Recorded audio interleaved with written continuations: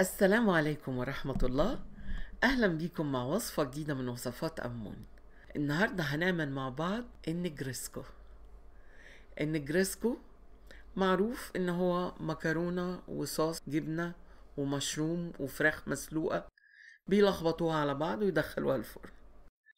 بس بصراحة أنا مبحبش الوصفة الأصلية للنجرسكو. أنا النهاردة هقدم لكم النجرسكو بوصفة أمون، جميلة جدا ولذيذة جدا وليها طعم حلو ومميز، وإن شاء الله هتعجبكم وهتعجب كل اللي يدوقها. كل اللي بيدوق النجرسكو بتاعتي بتعجبه جدا. للحشو بحتاج فلفل ألوان وفلفل حامي، وبحتاج بصل بقطعه كبير شوية كده. بحتاج فراخ مخلية ومن غير جلد ولا عظم. انا بحب استخدم الوراك في خد الفراخ لانها بتبقى جوسي، بتبقى اطعم. انتوا استعملوا اللي انتوا عايزين. وبستعمل طماطم بقطعها برضو كده حتت كبيرة، وكزبرة خضرة مقطعة، ومشروم مقطع ممكن تستغنوا عنه لو عايزين، ومعجون طماطم ما باخدش منه كتير، وده توم مهروس بس كان في الفريزر فلونه غريب. بحتاج جبنة رومي قديمة، وبحتاج جبنة موتزاريلا مبشورة. هحط الأول في الطاسة حتة سمنة كده حلوة، معلقة تقريبا كبيرة، وبحط البصل وعليه شوية ملح. بقلب البصل شوية لحد ما تبتدي ريحته الحلوة تطلع.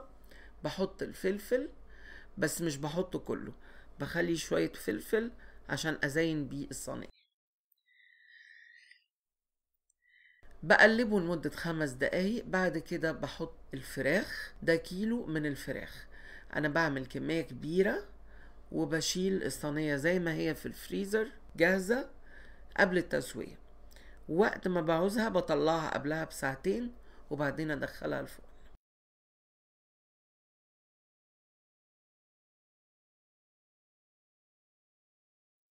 ببتدي أتبل بقى بملح، وده ريحان مجفف، ممكن تستعملوا ريحان فريش لو عايزين. وبستعمل كمان كزبرة ناشفة بتديله ريحة حلوة وطعم حلو. فلفل اسود، وبستعمل كمان زعتر جبلي، وبابريكا. البابريكا كمان بتظبط لونه وبتظبط طعمه بريحة الفلفل الحلو. ده الزعتر الجبلي، انا بحب ريحته قوي لان بتبقى ريحته قوية.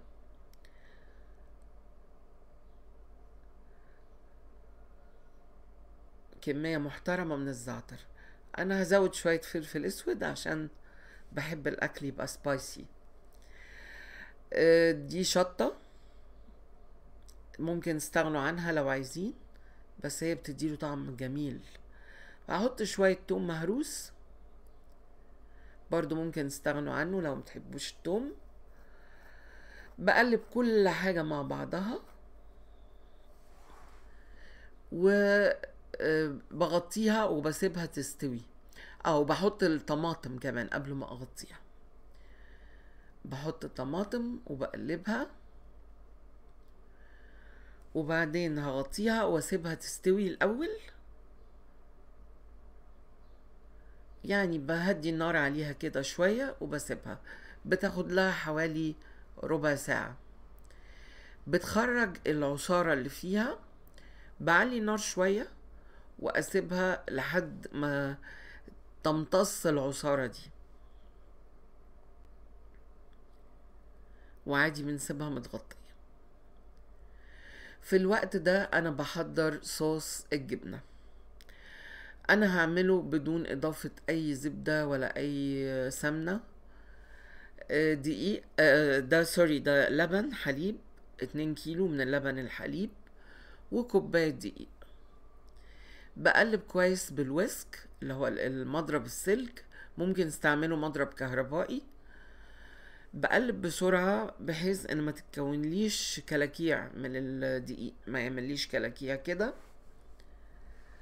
بعد كده هضيف الجبنة الرومي بعد ما بقطعها كده صغير، وجبنة موتزاريلا كمية محترمة كده، كوباية تقريبا.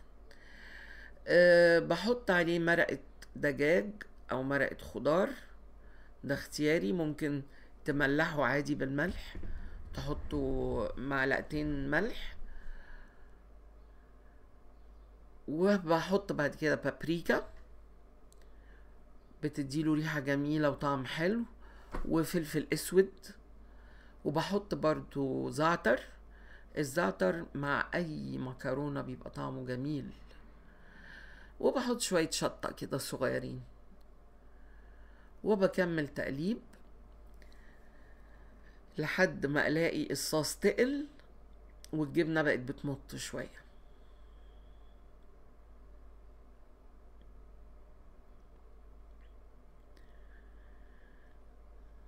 بستمر في التقليب، بسيبها كده بتستوي على النار حوالي 5 دقايق.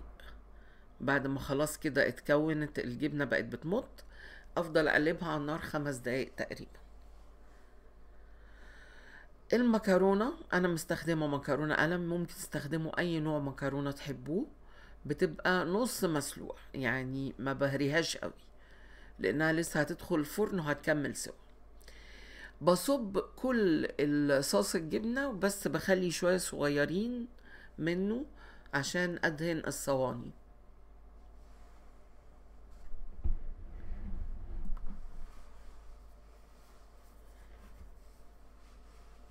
الكمية دي دول 2 كيلو مكرونة قلم. الكمية دي عملت لي 3 صواني، صينيتين كبار وواحدة صغيرة اللي هي البايركس دي. هدهن الصواني بصوص الجبنة، بدل ما ادهنها بسمنة او كده، لا يعني بحاول اختصر الدهون على قد ما اقدر. لو تلاحظوا هي معلقة سمنة واحدة عملت بيها ال3 صواني. صحيح الجبنة فيها مادة دهنية، بس يعني بستغل الموضوع بقى، يعني مش بحط سمنة تاني. بدهن الصواني كلها بصوص الجبنة. وبعدين ببتدي بقى الخلطة بتاعت الحشو، احط لها المشروم. المشروم اللي عندي مستوي اصلا لان هو كاند، فمش محتاج انه يتسوى على النار تاني، فانا بحطه على البارد. وهحط كمان زيتون، يكون الزيتون مخلي من البذور ومقطع. انا بستعمل زيتون اخضر، ممكن تستعملوا زيتون اسود حسب الرغبة. والكزبرة الخضراء مقطعة صغير. بعد كده ببتدي احط المكرونة في الصينية، بحط الطبقة الاولى من المكرونة الاول، وبعدين بحط الحشوة اللي هي الفراخ. بحاول اوزعها كده بالتساوي على الصينية كلها.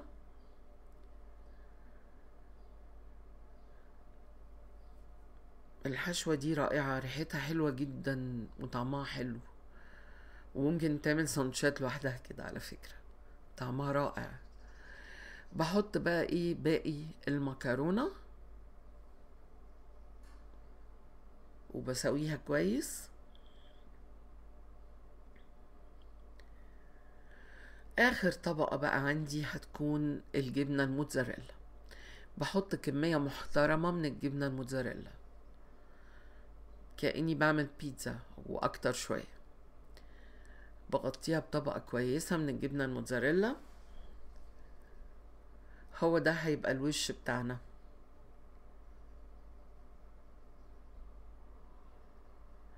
بعد ما هفردها كويس على الصينية هبتدي ازينها بقى، كل واحد يزينها حسب ذوقه، بطماطم وفلفل ومشروم وزيتون.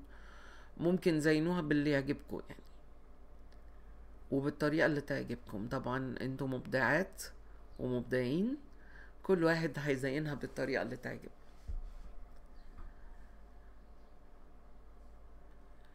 بعد ما بزينها، اهم حاجة عشان الجبنة تحمر التوابل طبعا بضيف التوابل اللي تعجبكم. انا بضيف شوية ريحان، وبحط شوية ملح وبابريكا، وبرشها بزيت. ده ازازة سبراي فاضية نضفتها غسلتها كويس ونشفتها ومليتها زيت. برش كده على الوش.